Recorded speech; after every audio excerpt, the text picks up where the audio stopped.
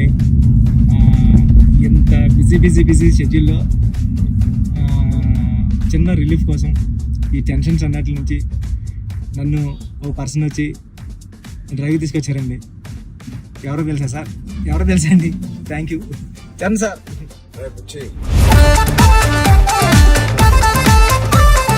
ఏం లేదు బుచ్చి, ఒకటి అడుగుతాను ఏం అనుకో కదా. చెప్పండి సార్.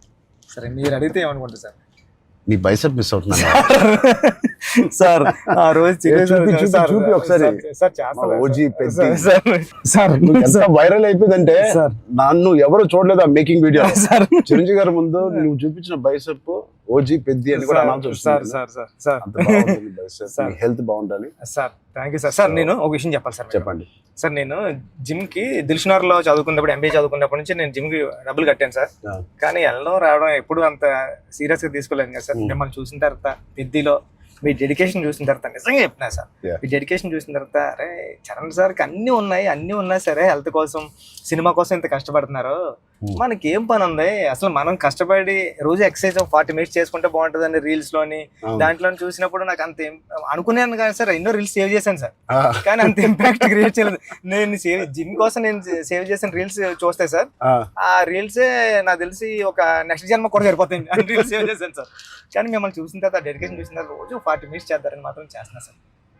అసలు నువ్వు నన్ను పెట్టిన టార్చర్ కి ఆ బాడీలు రావడానికి, ఆ బాడీలు అన్ని రావడానికి ఒకటి క్రికెట్ బాడీ అడిగావు. క్రికెట్ సార్ అంటే క్రికెట్ బాడీ అంటే అసలు చాలా లీన్ గా మన తిలక్ వర్మ, హార్దిక్ పాండ్యా ఒక షర్ట్ వేస్తే ఎలా ఉంటుంది, ఇదే నాకు చెప్పింది నాకు నరేషన్ అప్పుడు.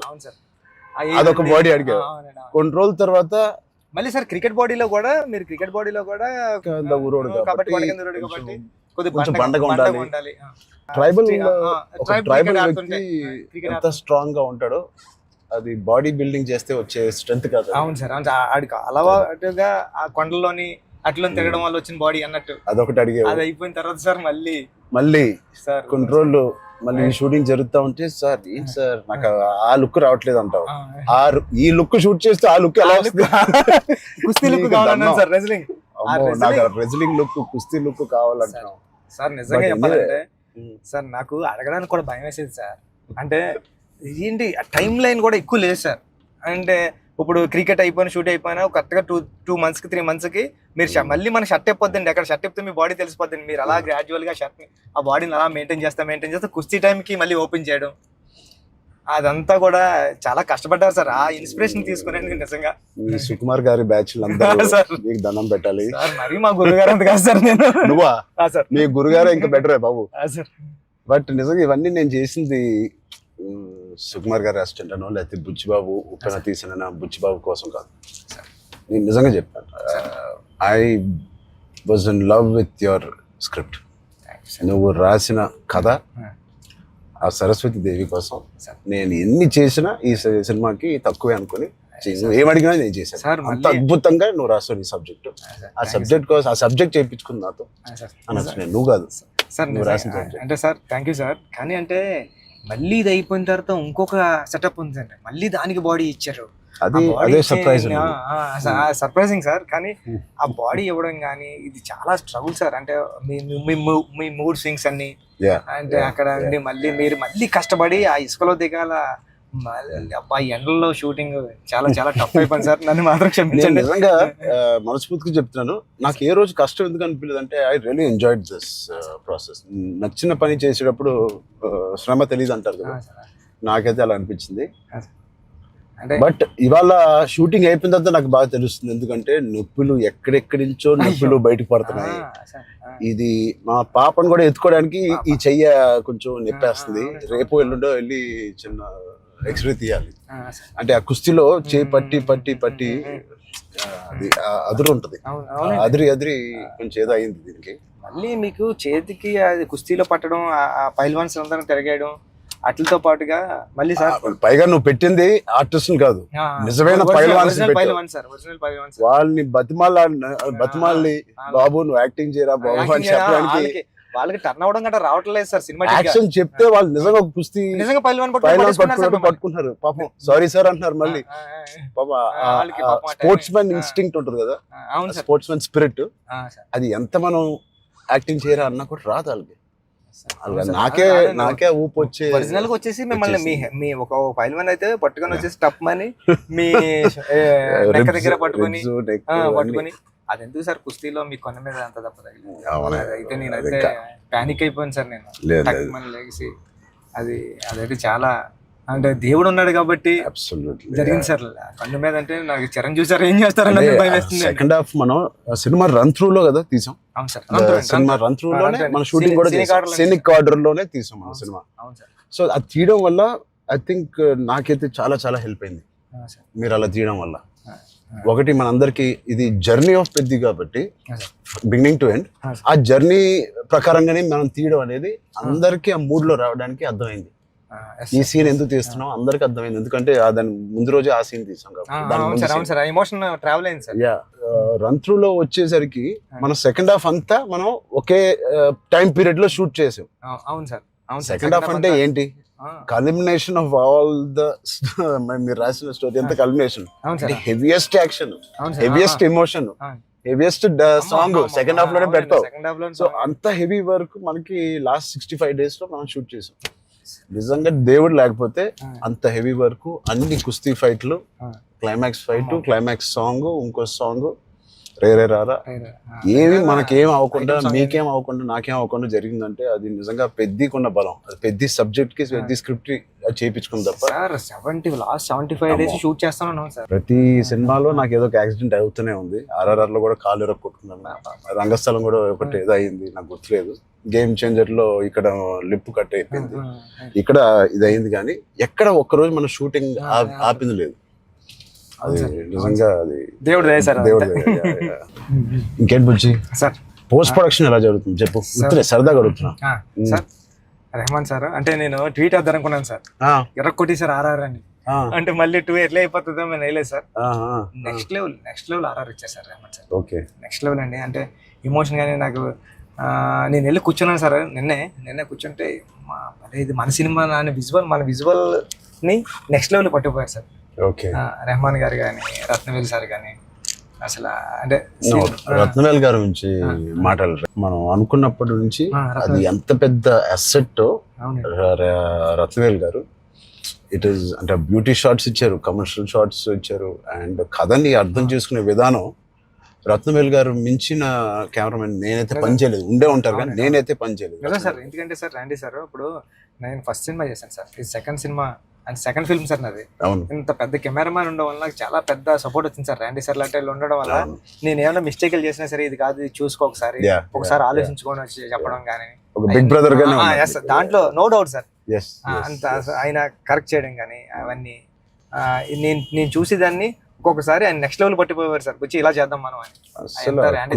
లైటింగ్ మాత్రం వేరే స్థాయిలో ఉంటుంది అసలు. సార్ మీకు చెప్పాలంటే ఢిల్లీ ఎపిసోడ్, ఢిల్లీలో ఎలా ఉన్నారంటే సార్ మీరు ఢిల్లీ ఎపిసోడ్ నాకు మిమ్మల్ని చూసిన ప్రతిసారి కళ్ళంట నీళ్ళు వస్తారు సార్. ఐ థింక్ నా ఫేవరెట్ ఎపిసోడ్ చెప్పొచ్చు లేదో తెలియదు ఇస్ ద ఢిల్లీ ఎపిసోడ్.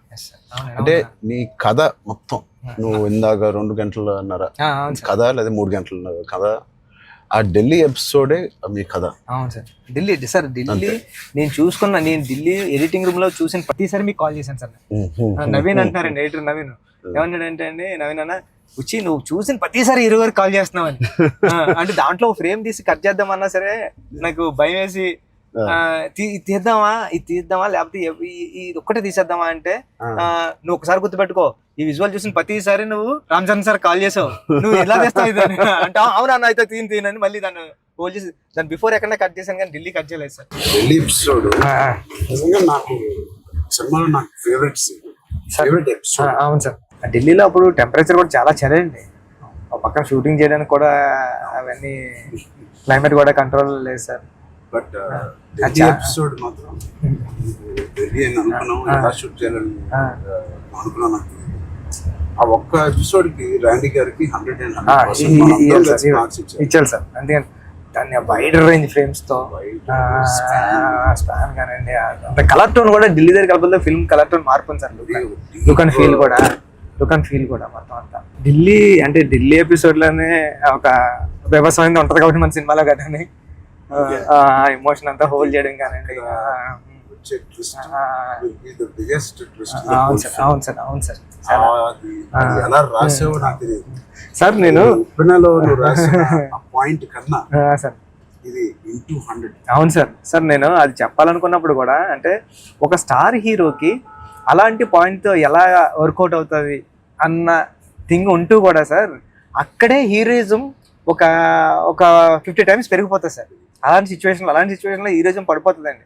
అలాంటి సిచ్యువేషన్లో ఈ కథలో అలా సెట్ అయింది సార్. హీరోయిజం నెక్స్ట్ లెవెల్కి వెళ్ళి కూర్చుంటారు సార్ అక్కడ. చాలా కన్విక్షన్ తో రాసావు. అది అందరిలో ఎక్కిపోయింది నీ కన్విక్షన్. అంటే షార్ట్ లో నువ్వు నాకు ఇంకా గుర్తు, మా ఇంటికి అవును సార్ వచ్చింది సార్. అవును సార్ బాగా గుర్తుంది సార్ మీకు. సార్ నువ్వు నేను సుకుమార్ గారు కూర్చుని కథ అని డిసైడ్ చేసిన రోజు అవును సార్ నువ్వు ఎలా చెప్పావంటే కదా 2.5 hours నాకు ఇంకా గుర్తుంది. 2 hours 40 minutes 45 minutes. అవును సార్ కింద మంచి మ్యాట్ అన్ని వేయించి కిందే కూర్చుంటాను. మీరు కింద దిగిపోయారు సార్. మీరు కింద అన్ని సీన్ పేపర్ వేసి dialogue to dialogue scene to scene run through తో సీన్ ఆర్డర్ తో నువ్వు నాకు ఎక్స్ప్లెయిన్ చేసాను. నేను ఫస్ట్ మెస్ప్రైజ్ అయిపోయాను. నా వైపు ఎక్కువ తలెత్తి కూడా సీన్ వైపు కదా చూసి కూడా నువ్వు చదవలేదు. తలెత్తి నాతోనే మాట్లాడావు మొత్తం. అంతలాగా నీకు ఎవ్రీ డైలాగ్ గుర్తిపోయింది. నువ్వు ఎన్ని సంవత్సరాలు రాసావు ఈ సినిమా నాకు తెలియదు కానీ four years ఉప్పిన తర్వాత డెవలప్ చేసావు. నువ్వు నరేట్ చేసిన గ్రిప్పింగ్ గా నరేట్ చేసిన విధానం కానీ నేను మెస్ప్రైజ్ అయిపోయాను. అసలు ఏ కథ చెప్తున్నాడు తర్వాత చెప్పిన విధానానికి నేను సార్. నాకు డౌట్ సార్, కథే అంటే అక్కడ రామ్ చరణ్ సార్ కాదు, బుచ్చిబాబు కాదు, అంటే కథే అంటే కథను నమ్మిన డైరెక్టర్గా నేను వచ్చాను సార్. కథను నమ్మిన డైరెక్టర్గా వచ్చి మీకు నేరేషన్ ఇచ్చినప్పుడు నాలో భయాలు చాలా ఉన్నాయండి. ఇలాంటి స్క్రిప్ట్ ఓకే చేయడానికి, ఇలాంటి ఎమోషనల్ డ్రామా అంటే పెద్ది అంటే యాక్షను, క్రికెట్, రెజ్లింగ్ కాదు సార్. పెద్ది అంటే ఎమోషను. నేను నేరేషన్ ఇచ్చిన ప్రతిసారి నా కళ్ళంట నీళ్ళు వచ్చాయి సార్. అరే అంటే ఏడ్ చేస్తున్నాను కాబట్టి ఏడ్ చేసిన కొన్ని సీన్లు అక్కడ చెప్పడం కూడా తోసేసేవాడి సార్. కానీ ఇలాంటి స్క్రిప్ట్ని మీరు విన్నప్పుడు మీ ఫీలింగ్ అంటే మీరు ఏమనుకున్నారు సార్? అంటే ఇలాంటి స్క్రిప్ట్ చెయ్యాలనుకున్నారా వద్దా? సుకుమార్ గారు ఇచ్చిన కాన్ఫిడెన్స్ వల్ల, సుకుమార్ గారి బ్యాచ్ వల్ల ఆయన ఎందుకో నన్ను చేయమని అడగడం ఏదో ఒకటి ఉంటుంది. లేకపోతే నాకు లేదు కదా ఇంకేదో ఉంది కదా అనుకునే టైంలో సడన్ గా ఇది చేసాము. మన ఇద్దరం ఎప్పటి నుంచో రంగస్థలం టైం నుంచి మనం ఇద్దరం పని చేయాలనుకున్నాం. అవును సార్. అది ఇంత తొందరగా ఫస్ట్ సుకుమార్ గారు ఏదో ఉంటే తప్పని మనకి చెప్పారు. బట్ నాకు ఏం నచ్చిందంటే పెద్ద అనే ఫిల్మ్ లో నువ్వు అన్అడల్టరేటెడ్ గా అంటే ఏవి కమర్షియల్స్ గా ఆలోచించడం కానీ ఫ్యాన్స్ పరంగా కానీ ఏ ఉద్దేశం లేకుండా ఆ కథకి ఏది న్యాయం అదే నువ్వు రాసావు, అదే నాకు చెప్పావు. అక్కడ నీ నిజాయితీ నాకు ఫస్ట్ నచ్చింది. నా క్యారెక్టర్ లో ఉన్న నిజాయితీ నచ్చింది. పెద్దిగాడి క్యారెక్టర్ లో ఉన్న నిజాయితీ నాకు నచ్చింది. దాని తర్వాత ఏదేమైనా లైఫ్ లో ముందుకు సాగుతూ వెళ్ళాలి అనే point is the biggest point of Peddi. Hurdles వచ్చిన ఇంకోటి ఇవన్నీ దేనికి చేస్తున్నారు, ఆ కథ ఏంటి, ఆ కథ ఇవన్నీ దేనికి చేస్తున్నారు, ఇన్ని ఆటలు ఎందుకు ఆడుతున్నారు, అదేంటి cross over athlete. Main point అది sir. Main point cross over athlete. ఆ క్రాస్ ఓవర్ అథ్లీట్ ఒక అథ్లీట్ గా వెళ్ళొచ్చు, ఒక కొంత దూరం వరకు తన జీవితంలో ఏదో ఒకటి సాధించవచ్చు. ఇంత తపంతో how come he went that far to do that and achieve that goal. That I feel identity, గుర్తింపు కోసం. సార్ నిజంగా చెప్పాలంటే ఈ కథ రాయడానికి మెయిన్ కారణం, మీ దగ్గరికి వచ్చి నేరేషన్ ఇవ్వడానికి కారణం అంటే మీరు ఎప్పుడో మెరుపు టైంలో ఎప్పుడు ఎంట్రీ చేస్తే నాకు స్పోర్ట్స్ సినిమా చేయాలని కోరిక అన్నారు సార్. అంటే సార్ 10 రోజులు చేసిన అప్పుడున్న టెక్నాలజీ, ఆ గేమ్ తీసే టెక్నాలజీ కానీ స్పోర్ట్స్ లేకపోతే ఏదో కుదరక అది నిజంగా ఈ రోజు నాకు నేను అనుకున్నాను సార్. ఆ రోజు చరణ్ సార్ ఒక స్పోర్ట్స్ చేయాలనుకున్నారు, ఈ రోజు నేను క్రాస్ ఓవర్ పెట్టి అని ట్రై చేశాను సార్. సార్ అంటే ఇది నిజంగా చెప్పాలంటే ఒక మాట ఉంది సార్. ఉప్పిన తర్వాత ఉప్పిన రిలీజ్ అవ్వలేదండి. కోవిడ్ టైంలో ఉప్పిన ఓటీటీకి అంటున్నారు సార్. ఓటీటీ వేసేద్దాం. చాలా వరకు 1 year 12 months వరకు ఒక వెయిట్ చేశారండి. కానీ ఇంకా కోవిడ్ ఎప్పుడు వెళ్ళిపోతుందో తెలుస్తలేదు సార్. అలాంటి సిచ్యువేషన్లో మా గురువు గారు ఫోన్ చేసి, సుకుమార్ గారు ఫోన్ చేసి అడిగితే, ఒరే ఇంక ఏం చేయలేమరా, ఇంక మనం హోల్డ్ చేసాం, ఇంకా ఈ పాండమిక్ ఎప్పుడో తెలుస్తలేదు, మనం వేసేద్దాం అన్నారండి. ఓటీటీ వెళ్ళిపోదాం అన్న టైంలో ఇంకేం చేయాలో తెలియక సుఖ సార్ని అడిగాను, సార్ ఏం చేస్తే బాగుంటుంది సార్ అంటే, నీ దగ్గర ఉన్న లైన్లు చెప్పరా అన్నారండి. ఈ లైన్ చెప్పాను సార్. ఈ లైన్ చెప్పినంటే సుఖ సార్ అన్నారండి, ఈ లైన్ అదిరిపోద్దురా, చేయరా, మళ్ళీ కొత్త ఫిల్మ్ అయిపోతుంది, ఐడియా కొత్తగా ఉంది అన్నారు. అవునా అని సార్ మీరు నమ్మరు, నాకు స్క్రీన్ షాట్ ఉంది, మా స్టాండర్డ్ రామన్ గారికి కూడా అది బుక్ మరి రాసిపోయి పిఠాపురం దత్తత స్వామి గుళ్ళోకి వెళ్ళి కూర్చొని, నాకు సెకండ్ ఫిల్మ్లో హీరో రామ్ చరణ్ గారు, మీకు చూపిస్తాను సార్ ఎప్పుడు నా ఏదైనా ఇంటర్వ్యూ, రామ్ చరణ్ గారు. అవును సార్, చూపించాను సార్ మీకు. హీరో బెల్లం ఫ్యాక్టరీలో వర్క్ చేస్తూ ఉంటాడు, క్యారెక్టర్ సూపర్ ఉంటుంది, పెద్ది అని రాశాను సార్. ఫస్ట్ ఫిలిం ఇంకా రిలీజ్ కాలేదు, సెకండ్ ఫిలిం రామ్ చరణ్ గారితో డ్రీమ్ అంటే నేను అనుకుంటాను సార్, మనిషి గట్టిగా కోరుకుంటే ఏదన్నా అయిపోతుంది సార్, గట్టిగా కోరుకోవాలి సార్. నాకు కూడా ఇంత గొప్ప సినిమాలో హీరోగా చేయడం అనేది, గొప్ప రైటింగ్ రావడం అనేది, అది కూడా నేను ఎక్కడో అనుకున్నాను, ఎప్పుడో మెరుపు అప్పుడు అనుకున్నాను ఒక స్పోర్ట్స్ సినిమా చేయాలి మీ సంకల్పమే సార్ అది. అప్పటి నుంచి 10 ఏళ్ళు అయిపోయింది మెరుపు, ఆల్మోస్ట్ 12 years అయిపోయింది. ఆ 12 years నుంచి నా కోరిక, నీ కోరిక ఏదో సరే ఇద్దరిని సుకుమార్ గారు కలిపారు. సుకుమార్ గారు దేవుడు మా గురుగారు తీసుకొచ్చి, అందుకే నేను ఎప్పటికీ మా గురుగారు 2 పని ఉంటాను సార్. నిజంగా ఏదైనా అంత గట్టిగా అనుకోవాలనేది నాకు మళ్ళీ అనిపించింది. అనుకుంటే సాధ్యం అవుతుంది అనేది, అనుకుంటే అవుతుంది అన్నారు. మీరు ఏదైతే అన్నారో ఇదే మన కథ సార్. పెద్దిగాడు ఏది వదలడండి, పెద్దిగాడు పట్టుకుంటే అంటే చిన్న చిన్న ఇన్సిడెంట్లకే ఈ జనరేషన్ అంతానే అది కాదు, ఇది అవుతులేదు అని కొద్ది ప్యానిక్ అయిపోయి రకరకాల డెసిషన్ తీసుకున్నారు కదా సార్. అలాంటి సిచ్యువేషన్లో పెద్ది చాలా ఇన్స్పిరేషనల్ క్యారెక్టర్ సార్. పెద్దిగాడు అందరికీ హృదయంలో ఉండిపోతారు సార్. పెద్దిగాడు చాలా ఇన్స్పిరేషనల్ క్యారెక్టర్ అంటే నిజంగా చెప్పాలంటే పాఠ్యాంశాల్లో అంటే బుక్స్లో ఉండాల్సిన క్యారెక్టర్ అండి. 7th class నాన్ డీటెయిల్లో ఉంది సార్, అంటే పట్టుదల ఉంటే సాధించలేనిది లేదని. అలాంటి బుక్ లో నేను రాసినప్పుడు నాకు ఆ కథ గుర్తొచ్చిందండి. అరే విక్రమాదిత్య ఏదో అండి అతని పేరు, అతను చాలా స్ట్రగుల్ అయ్యి అనుకున్నదాన్ని రీచ్ అవుతాడండి. అంటే పెద్దికి కూడా విజయం అంత ఈజీగా దొరకలేదండి. పెద్ది చాలా స్ట్రగుల్ అవుతా తన విజయాన్ని, తన డెస్టినేషన్ ని, తన గోల్ ని రీచ్ అవ్వగలిగాడు కానీ అంత ఈజీగా ఈ జనరేషన్ చిన్న చిన్న వాటికే కొద్దిగా ప్యానిక్ అయిపోయి అది కాదు ఇది కాదు అంటారండి. ఇది చాలా ఈ జనరేషన్ సెట్ అవుతుంది, ఈ జనరేషన్ కి చాలా ఇన్స్పిరేషనల్ స్టోరీ. మోటివేషన్ అంటే ఐ ఫీల్ ఒక వ్యక్తికి మోటివేషన్ దొరకడం పొద్దున్న లేచి, అంటే ఇలాంటి సిచ్యువేషన్ వచ్చి నా లైఫ్ లో కూడా వచ్చింది. ఇది వాళ్ళ జనరేషనే కాదు, కోవిడ్ టైంలో అందరికీ ఒక రకంగా కొట్టింది కదా కోవిడ్. మానసికంగా కొట్టింది, హెల్త్ పరంగా కొట్టింది, ఫైనాన్షియల్ గా కొట్టింది, ఈ వేరే రకాలుగా కొట్టినాయి. నాకు కూడా ఒక రకంగా కొట్టింది.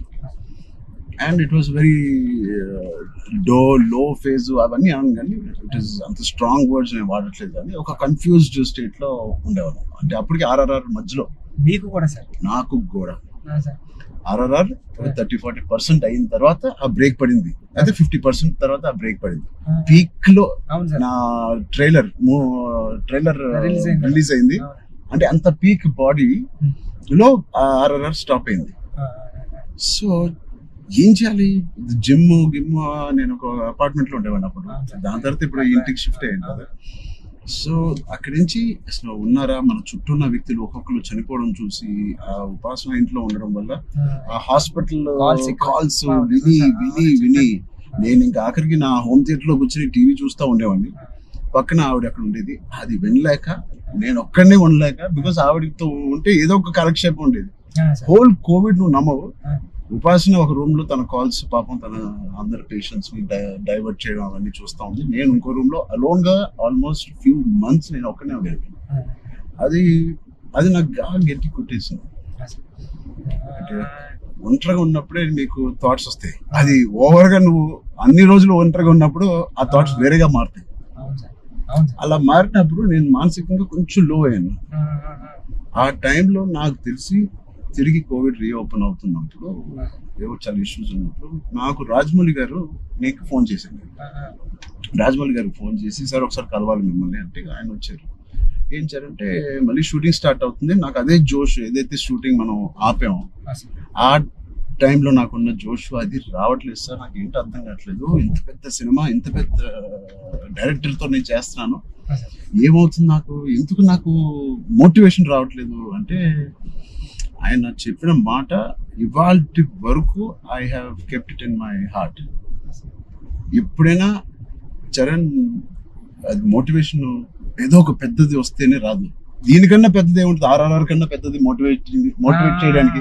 అయినా నాకు రేపు పొద్దున లెగిసి వర్కౌట్ చేసి మీ షూటింగ్ కి రావాల్సిన మోటివేషన్ నాకు రావట్లేదు. అందం ఏంటి నేను. సో చరణ్ అలా కాదు, షూటింగ్ కి ఇంకా 20 days టైం ఉంది. ఇంకో 20 days లో లాక్డౌన్ ఓపెన్ చేస్తున్నారు, ఫస్ట్ లాక్డౌన్. సో నీకు 20 days టైం ఉంది. ఒక పని చెయ్యి, స్టార్ట్ స్మాల్. ఈ రోజు నేను ఇవాళ లెగిసి ఏదో పని అనుకోవాలి, ఆ పని కోసం నువ్వు లెగాలి, ఆ పని దొరకాలి. ఆ పని ఏంటి, ఏమి లేదు ఇప్పుడు కోవిడ్ లో. ఆ పని ఏముంటది, ఎలా ఉండదు. నా బెడ్రూమ్ ద బెస్ట్ బెడ్రూమ్ అంటే క్లీనెస్ట్ బెడ్రూమ్ ఇన్ జూబ్లీహిల్స్ లాగా మార్చాలి. అంటే ఎవ్రీ కార్నర్ క్లీన్ చేసుకోవడం అంటే అదే పని. ఇంకా ఒక పని వెతుక్కోవడం అనమాట, ఒక కారణం వెతుక్కోవడం ఆ రోజు లెగడానికి. ఇవాళ లెగిసి జూబ్లీహిల్స్ లో నా రూము, నా ఇల్లు ద బెస్ట్ క్లీనెస్ట్ హౌస్ గా ఎలా మార్చాలి. స్టీమింగ్ చేస్తానా, లేకపోతే కడుగుతానా, లేకపోతే క్లీనింగ్ చేస్తానా, ఎప్పుడెప్పుడు నుంచో ఉన్న బట్టలన్నీ తీసి పడేస్తానా, అది లేదా నా garden should be the best garden in Jubilee hills. ఆ ప్లాంట్స్ ని, ఆ కలుపు మొక్కలు తీసేయడం అన్ని నేను చేసి ద బెస్ట్ గార్డెన్ అని నేను నిరూపించుకోవాలి. అది చిన్నదైనా పెద్దదైనా. క్యూట్ గా ఒక ఆ బాల్కనీలో ఉన్న అపార్ట్మెంట్ అయినా the best apartment balcony in the whole apartment గా ఎలా చేయాలి. ఆ చిన్న చిన్న కారణాలు వెతుక్కొచ్చారండి ఇలాగా. లేకపోతే నువ్వు బిల్డ్ చేసే నీ ఫామ్ హౌస్ ఏదైతే ఉందో ఆ best farm house with all your horses అన్నిటితో నువ్వు చెయ్యి, దాని మీద దృష్టి పెట్టు. సో నువ్వు పొద్దున్న లెగిసి ఓకే నేను కన్స్ట్రక్షన్ వాళ్ళతో మాట్లాడి ఫామ్ హౌస్కి వెళ్ళి ఏదో ఒక పని పెట్టుకోవాలి, మనం ఒక మోటివేషన్ పెట్టుకోవాలి మన లైఫ్ లో.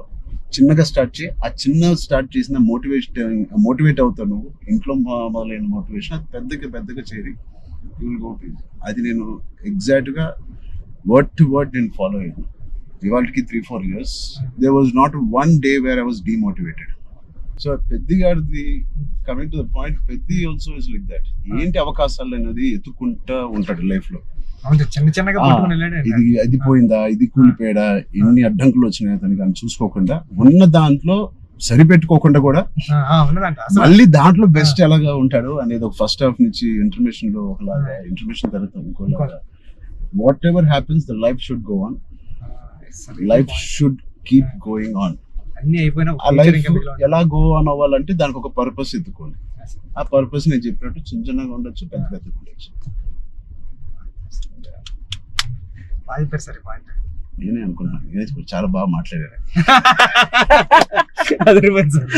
లేదు ఐ థింక్ ఇవన్నీ కోవిడ్ నుంచి కథ నుంచి వెరీ వెరీ ఇన్స్పైరింగ్ కథ. ఈ మధ్య ఒక ఇన్స్పైరింగ్ కథల్లో నేను చూడడం అనేది నేను ఎక్కడ చూడలేదు. అంటే ఒకప్పుడు లగాన్ చూసాను, ఒక దంగల్ చూసాను, స్వయం కృషి ఉంటదండి. అంటే సార్ ఇది ఉంటూ అంటే ఎక్కడ కమర్షియలైజ్ తగ్గదు సార్ పెద్ద. అంటే ఒక స్టార్ హీరోతో ఇలాంటి ఆర్గానిక్ కథ చెప్పడం అంటే చాలా టఫ్ జాబ్ సార్. ఈ రెండు బ్లెండ్ చేయడం. తమ్ముడు అనే సినిమా అది కూడా కరాటే ఇవన్నీ ఉండి చాలా బేవర్స్ గా తిరిగే ఒక తమ్ముడు ఒక కారణం వల్ల ఒక పర్పస్ వెతుక్కుని నేను ద బెస్ట్ గా అవ్వాలి, మా ఫాదర్ కి నిరూపించుకోవాలి. సో ఆయన పర్పస్ ఆ ఫాదర్ కి నిరూపించుకోవాలి, అంతేనా? బ్రదర్ ఒకటి బ్రదర్ కాళ్ళు ఇరిగింది, అది ఫాదర్ వీడేం చేస్తాడు బ్రదర్ కాళ్ళు అంటే. సో ఆ కారణం ఒకటి ఎత్తుక్కోవడం అనేది, అది నీ సినిమాలో నీ కారణం అనేది is the most biggest commercial point. దానికి audience will be shocked. Waiting sir, దానికోసం టెన్షన్ గా ఉందండి. పెద్ది అంటే పెద్ది అన్నదే అంత ఒక స్టోరీ అండి. ఇంకా స్టోరీ మీరు రామ్ చరణ్ గారు కనిపించలేదు సార్, చూసిన వాళ్ళు అందరూ కూడా అదే చెప్తున్నారండి. రామ్ చరణ్ గారు కనిపించకుండా దాంట్లో అంతలా ఇన్వాల్వ్ అయిపోయారండి మీరు. ఒక పావు గంట ఒక హాఫ్ అన్ అవర్ సినిమా తర్వాత పెద్ద క్యారెక్టర్ లోకి వెళ్ళిపోతాం సార్. మీకు జాన్వీ క్యారెక్టర్ కూడా లుకింగ్ సో బ్యూటిఫుల్. అండ్ నువ్వు అనుకున్నప్పుడు నుంచే జాన్వీ కపూర్ అని అంటానే ఉన్నావు, కానీ అమ్మాయి కూడా ఒక హీరోలా ఉంటది సార్. అక్షయమ్మ క్యారెక్టర్ అంటే చాలా strong character sir. Akshayamma is very good aura. అవును sir. Every time Janhvi screen మీదకి వచ్చినప్పుడు ఆవిడ ఆరా సగం పని చేసుకుని వెళ్ళిపోతుంది. కొన్ని వాళ్ళు అమ్మకున్న వాళ్ళ ఆవిడకి స్ట్రైట్ దిగిపోయింది. సార్ కొన్ని సీన్స్ లో శ్రీదేవి గారి లాగా అనిపిస్తుంది రేపు వచ్చి సార్. సరదాగా మాట్లాడుకుందాం, అన్ని అయిపోయినాయి. సార్ ఇప్పుడు నిజమైన టాపిక్ మాట్లాడదాం. సార్ చెప్పండి సార్. నిజంగా ఒక మంచి సినిమా తీయాలంటే ఎంత శ్రమ పడతాం మనకు తెలుసు. అంటే ఏది ఇచ్చినా కొద్దిగా మంచి కంటెంట్ ఇవ్వాలని అందరూ గర్వపడే సినిమా, నిజంగా అందరూ ఇన్స్పైర్ అయ్యే సినిమా.